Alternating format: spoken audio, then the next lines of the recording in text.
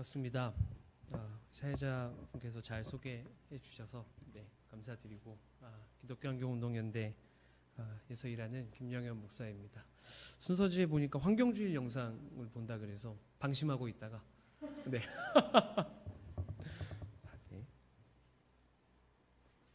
그럼 목사님 환경주일 영상 보고 설교하면 그러세요? 네. 그건 네. 저희가 만든 영상이라 봐도 되는데. 네.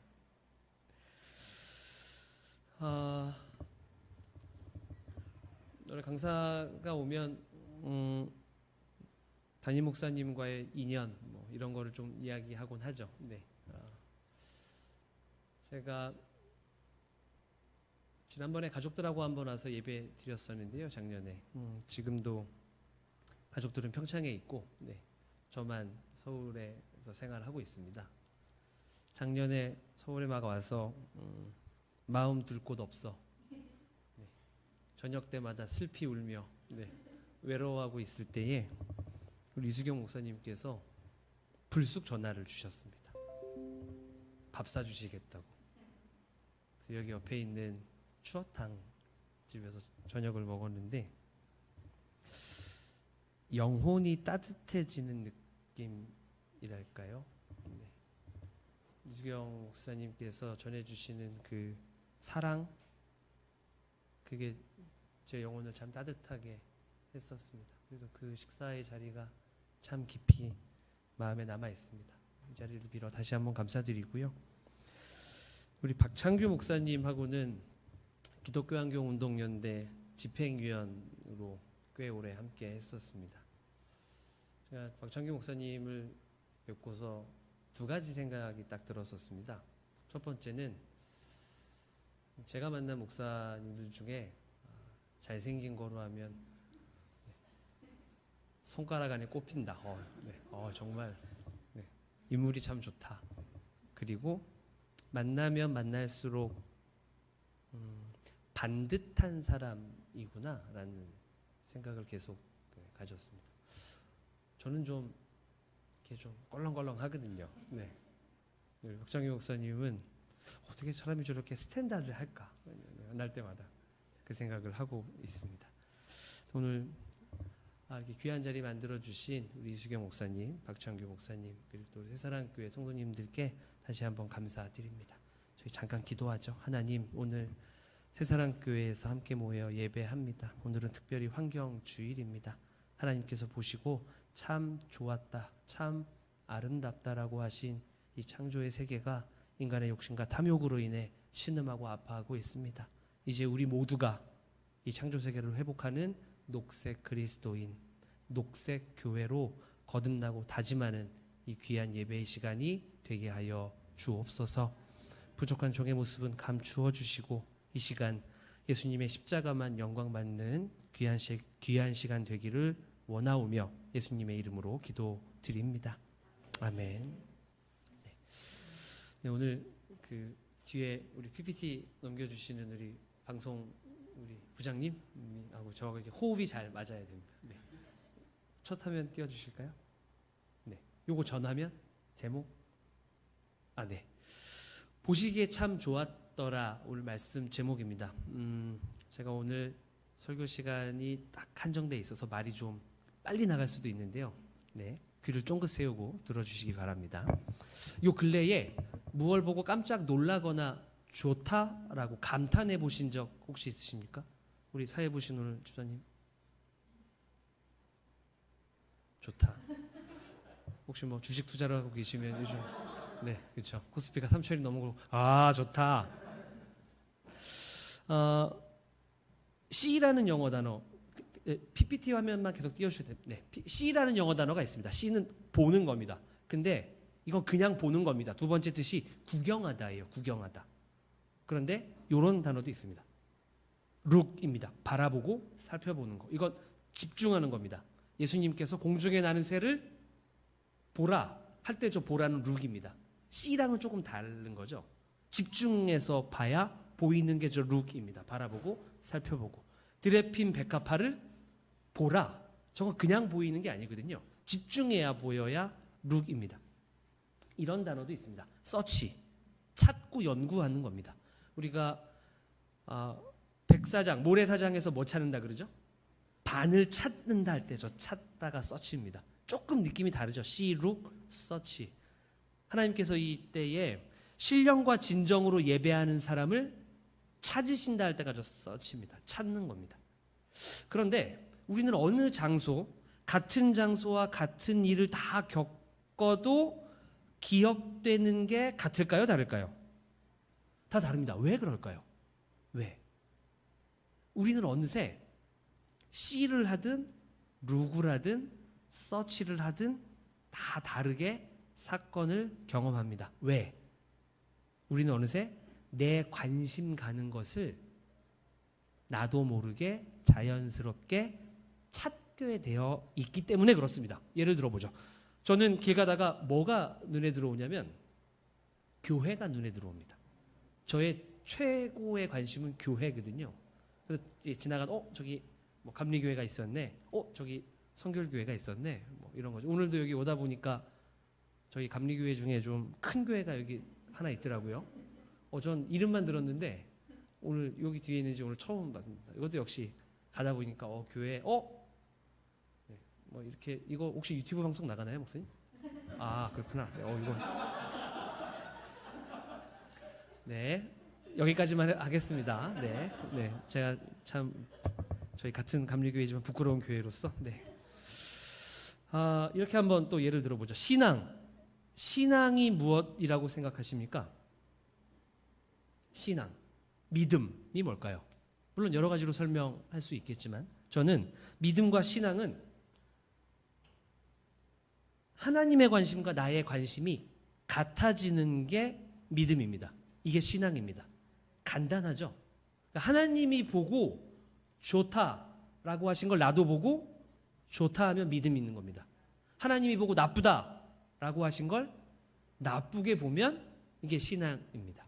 그러니까 하나님의 관심과 나의 관심이 어느새 나도 모르게 신압으로 같아지는 과정을 저희 감리교회에서는 성화라고 부릅니다. 성화.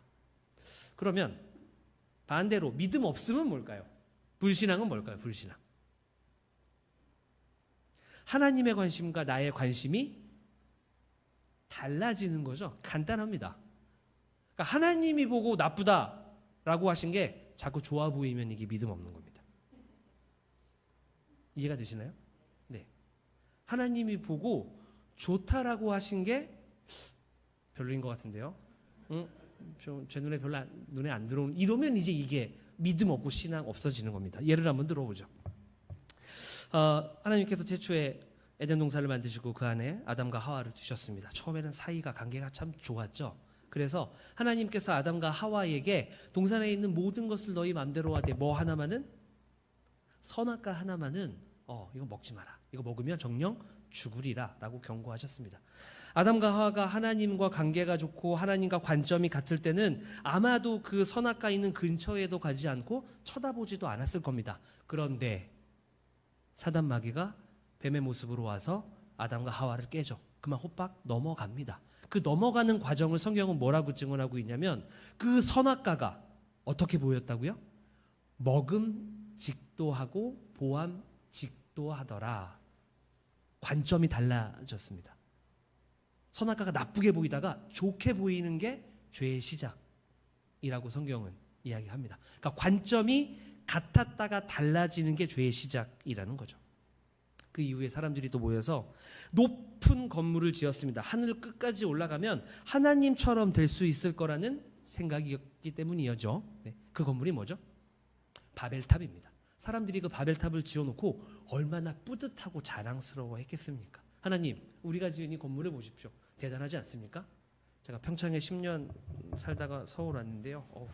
어찌나 높은 건물이 많은지. 제 아이가 이제 둘째 아이가 초등학교 3학년인데 가끔 서울 오면 이렇게 와 아빠 여기는 아파트가 되게 많아요 막 그럽니다. 네. 하늘이 보이지 않고 아파트가 보인다는 이야기죠. 네. 하여튼 그 바벨탑 사람이 보기에는 그럴듯하게 보였을지 모르겠지만 하나님이 보시기에 그건 인간 교만의 상징이었습니다. 하나님이 보기에 이 바벨탑은 나쁜 것이었습니다. 그래서 하나님께서는 이 바벨탑을 무너뜨리고 다시는 인간이 이와 같은 일을 꾸미지 못하도록 인간의 언어를 혼잡케 하셨다라고 성서는 증언하고 있습니다. 그러니까 불신앙은 하나님과 관점이 달라지는 게 불신앙입니다. 예를 하나 더 들어보죠. 2000년 전에 날 때부터 소경이었던, 그러니까 성경에서는 소경이라고 하니까요. 네. 날 때부터 소경이었던 사람이 있었습니다.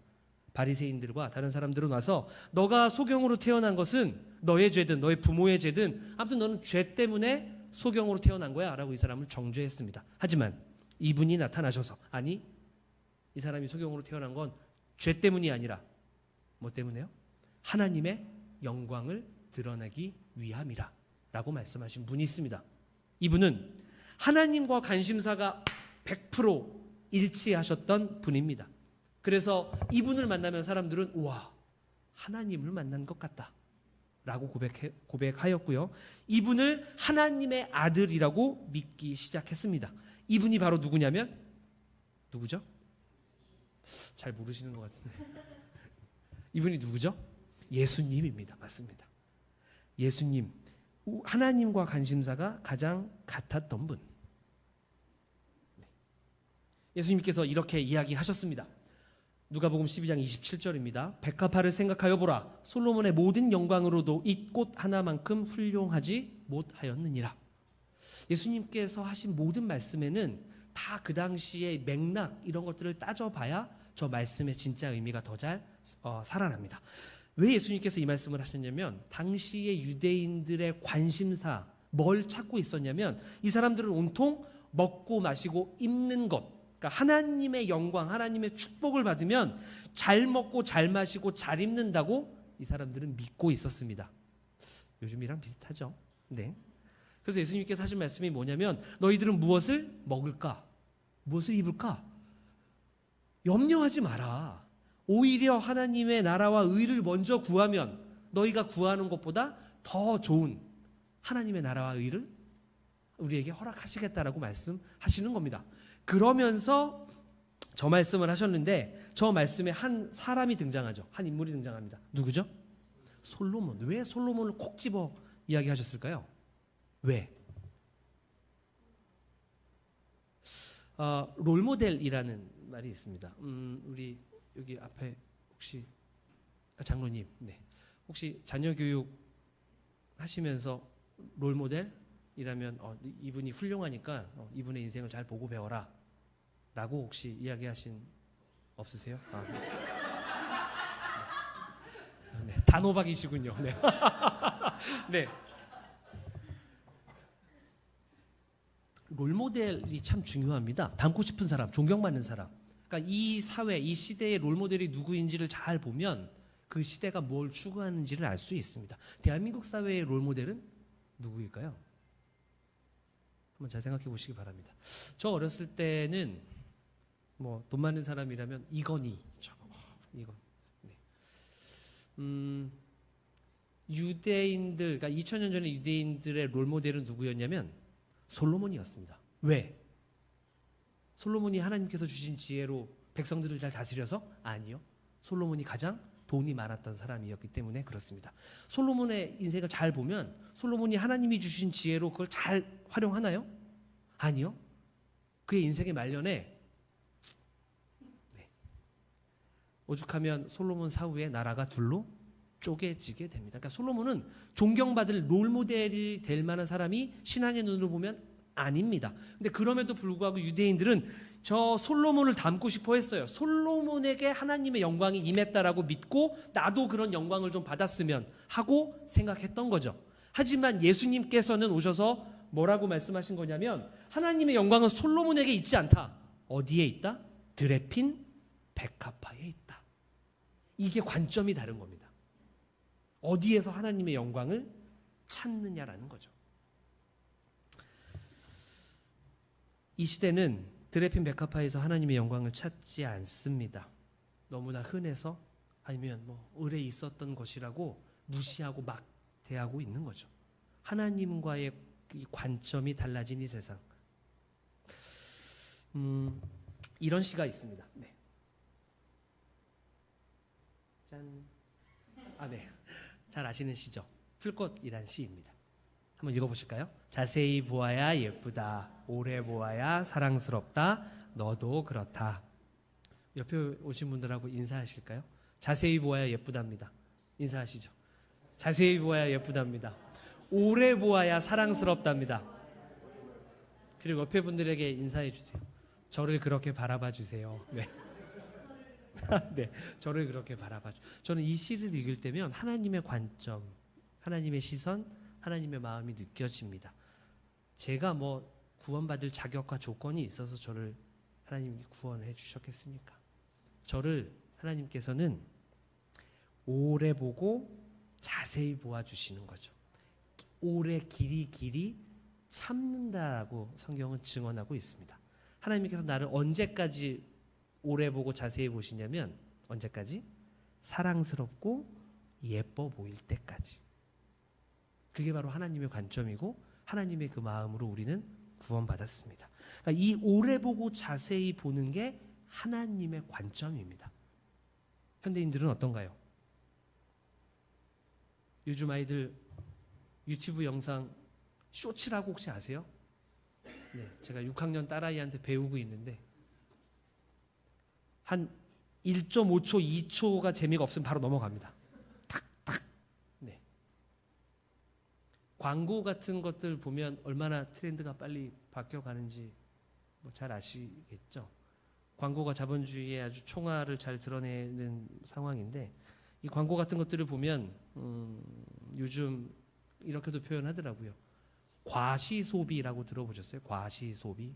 그러니까 소비를 내가 필요해서 하는 게 아니라 내가 꼭 나한테 있어야 될 물건을 소비하는 게 아니라 뭐 하려고? 다른 사람들에게 내가 이런 사람이야 라고 드러내려고 물건을 산다라는 거죠. 다시 한번 처음으로 돌아가서 물어보고 싶습니다. 이렇게 한번 물어볼게요. 여러분은 요즘 무엇을 보고 계십니까? 이렇게 다시 물어보겠습니다. 아니면 여러분은 요즘 무엇을 찾고 계시는지 잘 한번 이 시간 생각해 보시기 바랍니다. 그 찾고 있는 게 바로 지금 여러분의 모습을 잘 드러내주는 아주 강력한 증거입니다. 신앙이 하나님의 관심과 나의 관심이 일치해져가는 과정이라면 하나님의 눈으로 나도 보고 하나님이 좋다라고 하신 것을 나도 좋고 하나님이 귀히 여기는 걸 나도 귀히 여기는 사람. 저는 이 사람을 참 그리스도인이라고 부르고 싶습니다. 요즘 아이들 찐 그리스도인이죠. 찐 그리스도인. 그러니까 그리스도인도 가짜, 진짜 여러 가지 모양의 그리스도인이 있습니다. 근데 저는 하나님의 관점과 나의 관점이 같아지는 사람, 이 사람이 바로 참 그리스도인, 찐 그리스도인이라고 생각합니다. 창세기 1장에 보면 하나님께서 보시기에 참 좋았더라라고 말씀하십니다. 근데 이 말씀을 잘 읽어보시면 하나님께서 인간만을 보고 좋다라고 말씀하시지 않고 하나님께서 지으신 그 모든 것을 보시니 보시기에 참 좋았더라라고 합니다. 이게 포인트입니다. 하나님이 지으신 모든 것이 서로 조화롭게 어우러져 있는 걸 보고 좋다라고 하신 겁니다. 그리고 두 번째 포인트는요. 이 참, 심이라고 번역되어 있는 이 말이 히브리어 원어로 보면 토부라고 하는 단어인데요. 이 토부는 감탄사입니다. 그러니까 참 좋았더라가 아닙니다. 우와입니다. 감탄할 때 우리가 나오는 감탄사. 우와.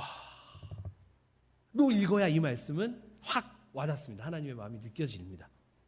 그러니까 하나님께서 당신이 지으신 그 모든 것이 조화롭게 어우러져 있는 그 모든 것을 보시고 감탄하신 거예요. 와, 진짜 좋다 라고 하신 그 하나님의 말씀을 오늘 성서는 증언하고 있는 겁니다. 인간에게 하셨던 생육하고 번성하라 하신 명령, 인간에게만 하셨을까요? 아니요. 5번째 날에 물고기와 새를 지으신 후에도 똑같이 명령하십니다. 생육하고 번성하라. 근데 다만 인간들이 이걸 인간 중심적으로 자꾸 해석을 해 왔던 거죠.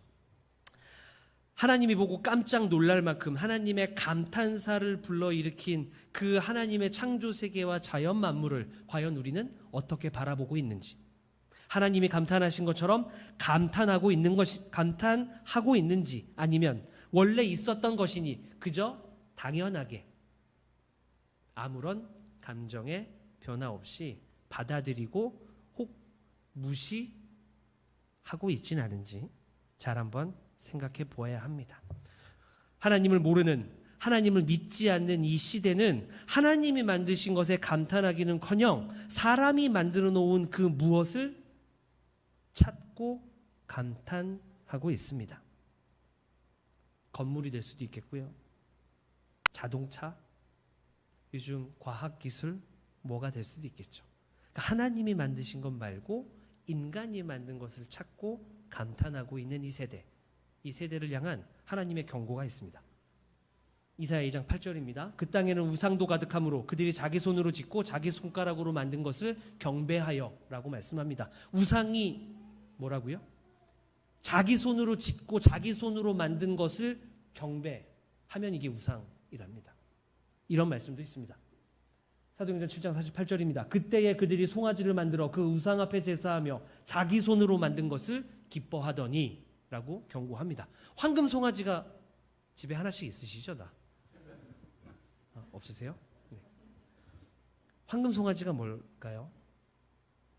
자기 손으로 만든 것을 기뻐하면 그게 무엇이든 우상이고 황금 송아지랍니다. 그러니까 내 마음을 빼앗아가는 그 무엇, 내가 자꾸 찾게 되는 그 무엇, 내 마음에 들어와서 내 마음에 각인되는 그 무엇이 하나님과 하나님이 만드신 것 말고 인간이 만든 무엇이라면 그게 우상이 될 수 있다라는 하나님의 경고입니다. 이런 속담이 있죠. 네. 아내가 사랑스러우면, 옛날엔 이걸 이제 아내가 예쁘면이라고 불렀습니다. 네. 아내가 사랑스러우면, 우리 박정규 목사님 이런 속담, 아내 뒤에 붙는 속담? 네. 아내가 사랑스러우면, 아내가 예쁘면 처갓집 말뚝을 보고도 절을 한다. 맞습니다. 네, 이런 속담이 있습니다. 이 속담의 뜻은 뭘까요? 우리 장로님, 네. 혹시 이 속담의 뜻이 혹시 알고 계신 대로? 네. 정답입니다. 맞습니다. 옛날에는 땅의 경계를 말뚝으로 했습니다. 그래서 처갓집은 이렇게 가다가 처갓집 땅의 표시를 나타내는 말뚝을 보고 절을 하게 된다는 거죠. 그러니까 아내가 예쁘고 아내가 사랑스러우면, 아내가 귀하면 아내와 관계된 아주 하찮은 것에게도 눈이 가고 마음이 가고 절을 하고 귀히 여기게 된다라는 속담입니다. 저 속담의 뜻이 저래요. 아내가 예쁘면 아내와 관계된 아주 작은 것이라도 예뻐 보인다라는 거죠. 인간이 만들어 놓은 것에 절을 하고 살아가는 이 시대는 하나님이 만드신 것에 감탄하지도 않고 막대하고 망가뜨리고, 왜 그럴까요? 왜? 저는 하나님이 만드신 것을 막대하는 이 시대는 누구를 막대하는 거다? 하나님을 막대하는 거다라고 생각합니다. 하나님이 만드신 것을 귀히 여기지 않는 사람은 하나님을 귀히 여기지 않는 거죠. 그래서 하나님께서는 우리 인간에게 주신 첫 번째 사명으로 뭘 주셨냐면, 하나님께서 만드신 동산을 지키는 거죠. 그러니까 이 지키는 행위를 통해서 하나님과 나의 관심이 같아지기를 우리에게 기대하셨던 겁니다. 저 지키게 하시고, 저게 우리에게 주신 최초의 사명입니다. 네, 최초의 사명. 하지만 하나님을 사랑하지도 귀하게 여기지도 않는 이 시대, 이 사람들이 큰 이제 죄라면 죄를 지었죠. 아까 말씀드린 대로 하나님과 서로 관심이 달라진 게 인간의 죄고요. 그 인간이 죄를 지음으로 그 죄의 결과가, 죄의 삭이 인간에게만 영향을 미쳤을까요? 아니요. 창세기 3장 17에 보면 땅은 너로 말미암아 저주를 받고라고 말씀하고 있습니다. 저기서 너가 누구죠? 아담과 하와입니다. 아담과 하와가 죄를 지었는데 저주는 누가 받아요? 땅이 받습니다. 창세기 3장 18절, 그 저주를 받은 땅이 이제 너희에게 가시덤불과 엉겅퀴를 낼 것이다 라고 성서는 증언하고 있습니다. 그러니까 인간의 죄가 자연 만물에게 영향을 미치게 되었고 부메랑이 되어서 그 결과가 누구에게? 인간에게 돌아오게 되었다. 이게 벌써 창세기에 나오는 말씀입니다. 지금 이 시대를 향한 하나님의 안타까운 마음과 경고라고 저는 분명 믿습니다. 8장 22절에 로마서 8장 22절에 그렇게 피조물이 함께 탄식하며 함께 고통을 겪고 있다라고도 이야기하고 있습니다. 기후 변화라 그랬습니다. 옛날에는 기후 위기이죠. 요즘에 뭐라 그러죠? 기후 재앙이라고 부르고 있습니다.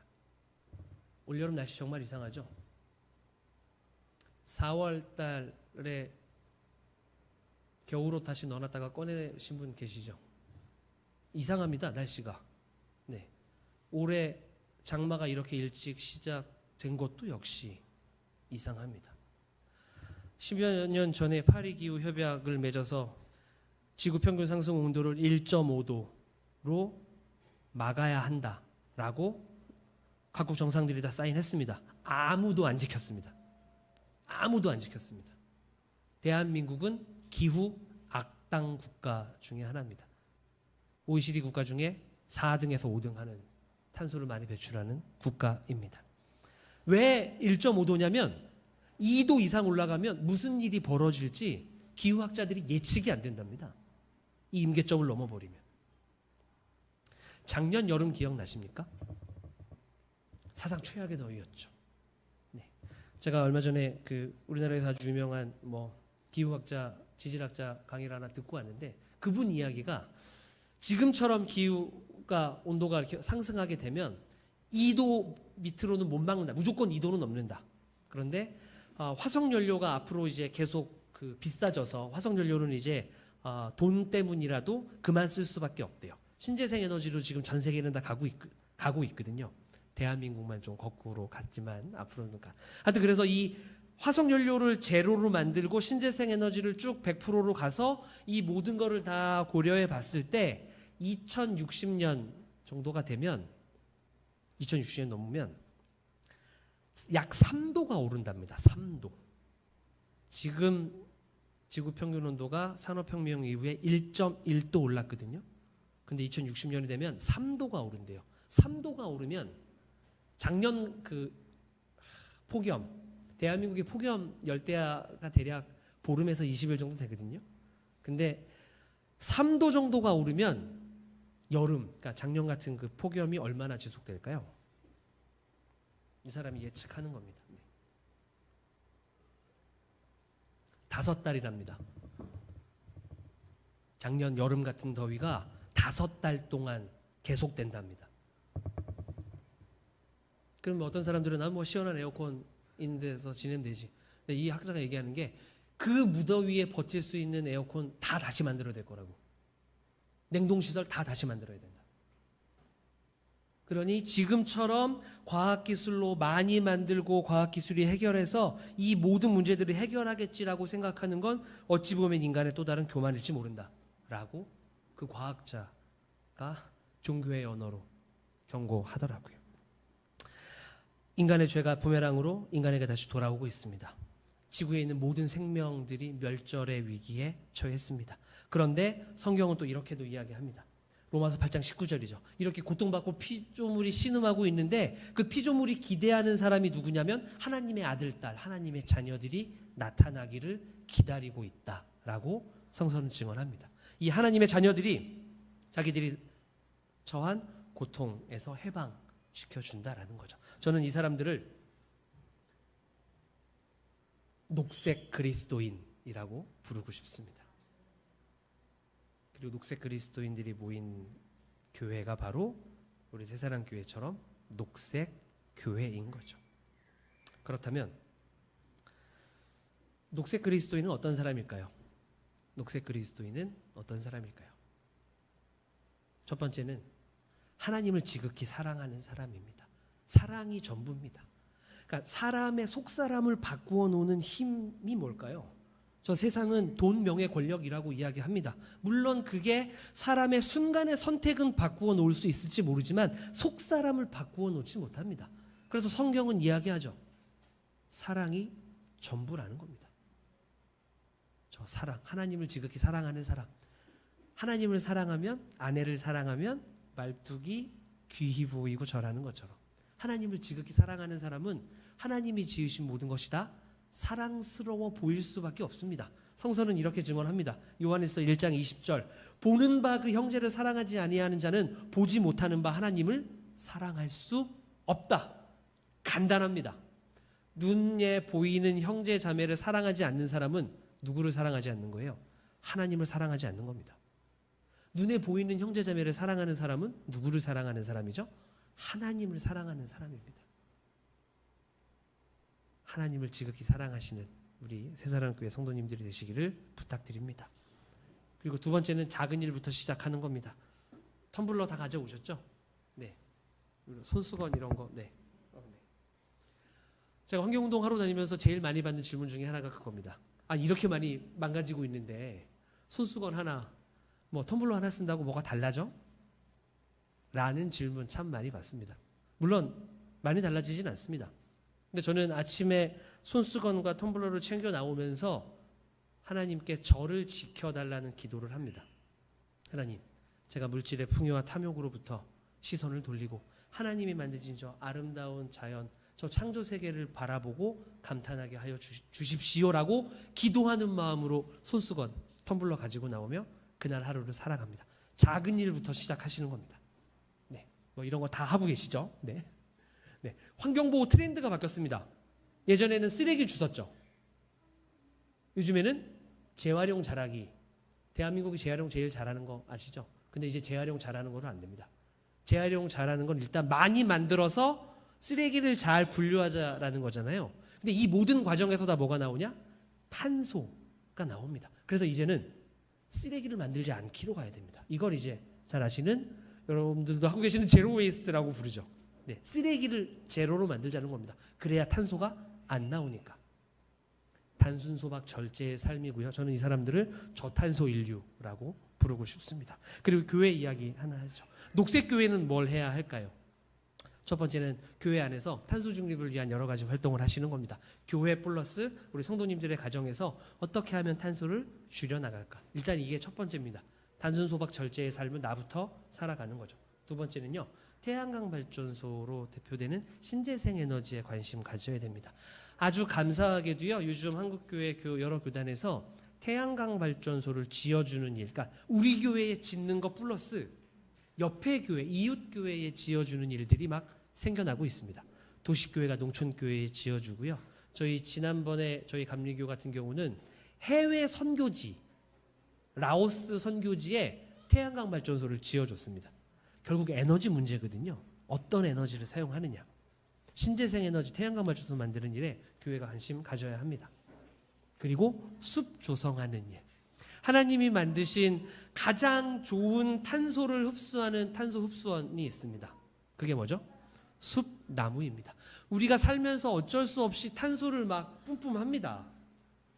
또 누구한테 여쭤보고 혹시 우리 반주자 우리 혹시 올해 나이가 서로 우리 제가 원래 이거 남성분들에게 여쭤보는데 죄송해요. 여성분에게 나이를 잘 물어봐서 33살이시면 혹시 살면서 나무 심어본 적 있으세요? 어렸을 때. 요즘 뭐 제가 이제 설교나 강의 가면 하는 말이 있습니다. 나이만큼 나무 심어야 합니다. 나이만큼 나무를 심어야 합니다. 내가 살면서 어쩔 수 없이 뿜뿜한 탄소들 나무를 심어야 그 나무가 탄소를 다시 땅 밑으로 제자리로 돌려보내거든요. 그러니까 우리 장로님 같은 경우는 이제 나무를 아주 많이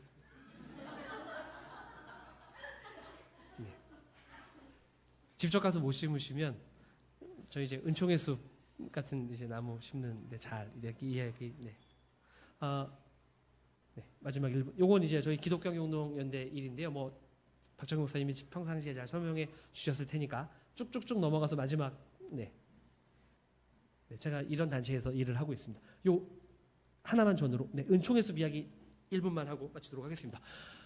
기후 위기, 기후 재앙으로 인해 가장 많은 피해를 보는 나라들은 탄소를 많이 배출한 나라들일까요? 조금 배출한 나라들일까요? 탄소를 조금 배출한 나라들이 기후 재앙의 제일 직격탄을 맞고 있습니다. 저 몽골이란 나라가 학자마다 조금 다르긴 하지만 국토의 70에서 90%가 사막화 되어 가고 있습니다. 사막화. 강과 시내가 마릅니다. 몽골 사람들이 원래 하던 일이 뭐죠? 목축합니다. 목축. 게르라는 이동식 텐트를 가지고서 이렇게 옮겨 다니면서 목축을 하는 거죠. 그런데 사막화되어 가서 이 목축을 더 이상 할 수가 없는 겁니다. 그래서 저 사람들이 어디로 모이냐면 울란바타르 수도에, 수도를 중심으로 텐트촌을 이렇게 치고 낮에는 울란바타르로 들어가서 임노동을 하고 저녁이면 퇴근을 합니다. 상하수도 시설, 학교 시설 없습니다. 그러니까 저희는 요즘 이런 사람들을 기후 난민이라고 부르고 있습니다. 울란바타르 안에 들어가 보면 정말 현대식이라면 현대식으로 발전을 계속 하고 있을지 모르지만 그 매연 문제 어마어마합니다, 진짜. 네. 근데 이제 그런 몽골의 기독교환경운동연대와 한국교회가 사막화를 막기 위해서 15년 전부터 나무를 심기 시작했습니다. 제가 15년 전에 2011년에 가서 나무 심고 왔거든요. 제가 그때는 요만한 나무를 심으면서 하나님께 그랬습니다. 아유, 하나님 이 나무가 잘 자랄까요? 라고. 왜 그러냐면 주위를 둘러봐도 나무가 한 그루도 없습니다. 진짜 몽골은 사막화되어 가고 있는 땅에. 그 사막화되었는데 요만한 나무를 심으면서 아유, 이게 잘 자랄까 걱정하고 염려하고 왔는데 역시 하나님은 기적을 만들어 주셨습니다. 이번에 제가 작년에 갔다 왔거든요. 그러니까 13년 만에 가는 거죠. 제 키보다도 크게 나무가. 그래서 지금 28,000에서 3만 그루 정도의 나무가 자라고 있습니다. 사막화되어 가고 있는 땅에 저희 은총의 숲만 녹색 섬처럼 이렇게 정말 기적이 일어났습니다. 그러니까 나이만큼 나무 심어야 되고요. 우리나라에서 탄소를 줄이는 거, 몽골에서 탄소를 줄이는 거 똑같습니다. 네. 그래서 저런 은총의 숲 꼭 기억하고 기도해 주시고요. 네, 오늘 말씀 제목이 보시기에 참 좋았더라입니다. 마지막 질문입니다. 관점을 새롭게 해서 한번 답을 해보시기 바랍니다. 소돔과 고모라가 망했습니다. 왜 망했을까요? 소돔과 고모라가 망한 이유. 죄 때문에? 라고 이야기하죠. 아니요. 소돔과 고모라가 망한 이유는 의인 10명이 없어서 망했습니다. 아브라함이 기도했던 그 의인 10명이 있었으면 소돔과 고모라는 멸망하지 않았을 겁니다. 이 땅의 교회와 그리스도인들이 녹색 의인이 되어야 될 때입니다. 지금 하나님은 그 녹색 의인들을 찾고 계십니다. 오늘 새사랑교회 환경주일 예배를 드리면서 내가 먼저 우리 교회가 하나님께서 찾으시는 그 심판과 멸망을 늦추고 막을 수 있는 녹색 의인으로 다 다짐하고 결단하고 살아가시는 우리 새사랑교회 성도님들이 되시기를 주님의 이름으로 축복합니다. 기도하겠습니다. 하나님, 하나님의 관점으로 바라보고 싶습니다. 하나님이 보시고 좋다라고 하신 거 나도 좋고, 하나님이 나쁘다라고 여기시는 거 나도 나쁘게 여기는 진짜 참 녹색 그리스도인으로 살아갈 수 있도록 하나님 나를 도와주시고, 또 우리 새사랑교회가, 또 새사랑교회 성도님들이 녹색 그리스도인으로 녹색 교회가 되어서 이 땅의 생명을 살려내고 이 땅에 우리 아이들에게 빌려 쓰고 있는 이 지구별을 고이 잘 되돌려 줄 수 있는 그런 생명을 살려내는 일에 매진할 수 있는 교회와 그리스도인들이 다 될 수 있도록 성령 하나님 함께 하시고 능력을 더하여 주옵소서. 예수님의 이름으로 기도드립니다. 아멘.